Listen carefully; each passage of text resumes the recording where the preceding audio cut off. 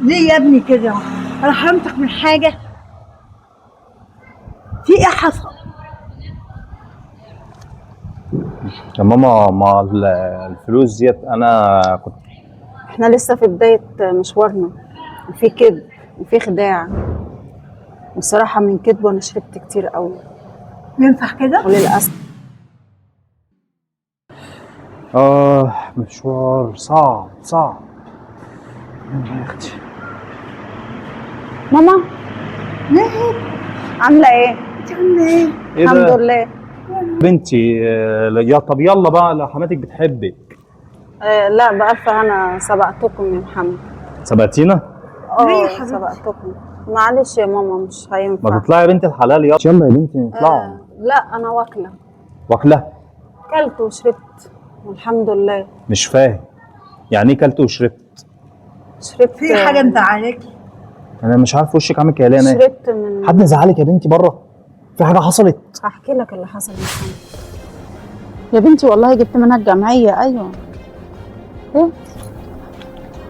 طب اقفلي دلوقتي محمد. أنا لازم أقرب منهم وأسمع، أعرف هما بيقولوا إيه. لازم. يا ماما احنا دلوقتي عايزين. وانا بنحوش عنك حاجه يعني؟ فلوس اهي. ايوه انت كده مش محتاجه. يعني مثلا نقول ايه؟ خدي 50 جنيه. 50 جنيه؟ 100 جنيه ايه؟ ماشي. حلوه؟ خليها 100 جنيه عشان انا الفلوس دي بدفعها لسه عشان نتجوز.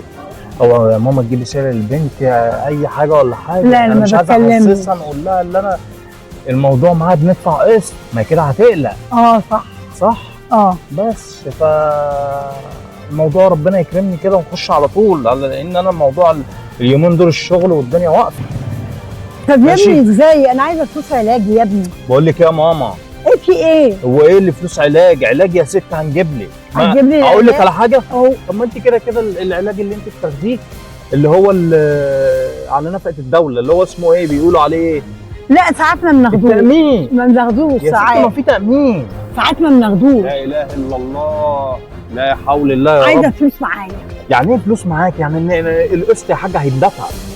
لا القسط إله يا ماما إلا في ايه يا ماما؟ لا حول ولا لا. قوه الا بالله. القسط هيندفع يا ماما. الفلوس دي ناس، دي فلوس ناس يا ماما. كده اهي ما تقلقيش. طيب خلاص. ايه فلوس العلاج يعني يا ماما؟ خلاص. فلوس التامين كده تاخديها فلوس التامين. التامين يا ماما يطلع لك العلاج. يعني انت بتتكل على التامين؟ ايوه يا ماما. حول يا يا ماما محمد. والله العظيم هديك الفلوس، بس الفلوس دي انا بدفعها قسط يا ماما.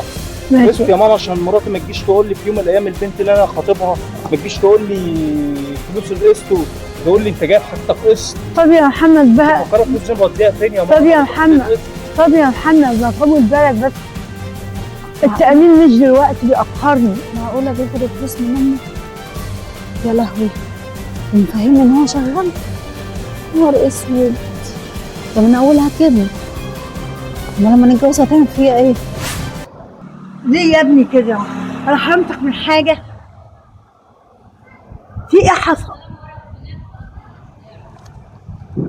يا ماما ما الفلوس ديت انا كنت.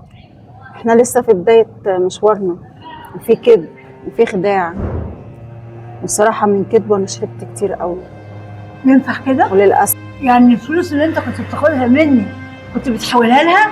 ما ماما انا ما نصبتش عليها ولا خدت منها فلوس من وراها يعني، ولا نصبت عليها ولا اشتغلتها. ايه يا محمد اللي انت عملته؟ ما انا ما عملتش حاجه، هو الفكره كلها اللي انا بديها الفلوس ديت بس انا كدبت عليها. في صراحة يا ابني. يا ماما ما هو انا ما ينفعش اقول خطيبتي يبقى كده مش هتثق فيا بعد كده لو انا قلت لها انا مش شغال.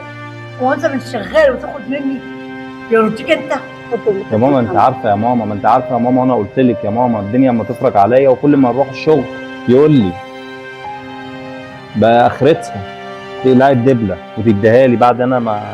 طب انا غلطت في ايه؟ طب انا اللي غلطان ولا انت كده اللي غلطانه؟ اشتغل؟ معاها حق. معاها حق. واحدة تانية كانت نصبت عليه وبيعتك اللي وراك واللي قدامك، لكن هي ما قبلتش. أصيلة، تزعليش. هو هيتغير وهيبقى كويس، وانت راعي ربنا فيها، عشان اللي انت بتعمله ده غلط. تاخد الفلوس وتقول لها انا بشتغل، الكدب اخرته ايه؟ وصلك لايه؟ عندها حق يا ماما، ما قلتش حاجه، بس انا برضو على حق. انا برضو اللي عملت كده عشان خاطر صورتي. انا اللي عملت فيك كده يا ماما برضو يا ماما، ما انا هنعمل ايه؟ ما غصب عني، ما انا عارف ان الحياه كده كده هتضايق.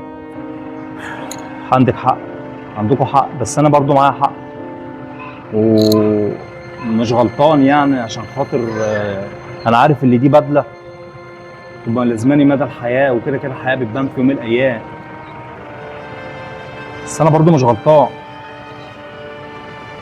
ولا انت شايفه يا ناهد ولا يا ماما؟ حقيقة حداد، مفيش حاجة تستخبى. ينفع؟ انا مش هسمح لنفسي ان ماما تصرف علينا، وهي كتر خيرها بتشيل من بقها وبتشيل من علاجها عشان تحوش عشان تتجوز، شفت يا وفي ابني؟ الاخر بتقول ان انت شغال وشقيان وبتدفع وبتعمل وايه ده؟ ينفع كده؟ اما انت في غصب البدايه عنك كده يا وبتكذب وبتخدعني، اما نتجوز هتعمل ايه؟ غصب عنك وانا كمان غصب عني، وللاسف انا مش هينفع اكمل معاك على الغش ده يا محمد. ينفع كده؟ وادي يا ماما الفلوس اللي هو اداها لي. يا لهوي والله يا ناهد، حاجه سبحان الله كده، تحسي كده اكل البيت ده حاجه جميله. لا طبعا تسلم ايد ماما والله. الله يسلمك يا رب. المهم عشان بس انت وصل لك كام؟ انت كده وصل لك 15,000 صح؟ خدي دول برضو خلوهم معاكي، عشان برضو ايه الدنيا تبقى تمام معايا. انت عارفه ان انا الشغل بتاعي ده انا مصري. لا لا لا، انا قلت لك نحاول نوفر. بص يعني اقل مبلغ تقدر توفره اديهولي. ما انت شايفه على طول اهو. مفيش في مشكله. زيي؟ لا طبعا. في حد بيعمل كده مع لا، خطيبته؟ مفيش يا ناهد. لا الصراحه كله بيبخر وكله بياخد أيوة من خطيبته، لكن بيستغلها. انا من شقايا ومن تعبي. شاطر. انت عارفه يا ناهد شغلانه العربيات طبعا شغلانه عشان العقارات، خاطر نلم نفسنا بقى. ما هو لازم بقى عشان الدنيا صعبه اليومين دول، فبقول لك خدي الفلوس دي خليها معاكي، وانا مبسوطه عشان مبسوطه الجهاز عشان انت بتعمل ده، عشان الحاجه اللي انا اجيبها تيجي بصي نمبر 1 زي ما بيقولوا. ان شاء الله. خلاص يلا بينا بقى عشان ما نتاخرش نوصلك. يلا بقيه الفلوس هحولها لك على فودافون كاش. دي غلطتي يا ناهد، عشان انا مش حابه اشوفك اللي انا وثقت فيكي. انت وثقت فيا بس انا ما وثقتش فيك.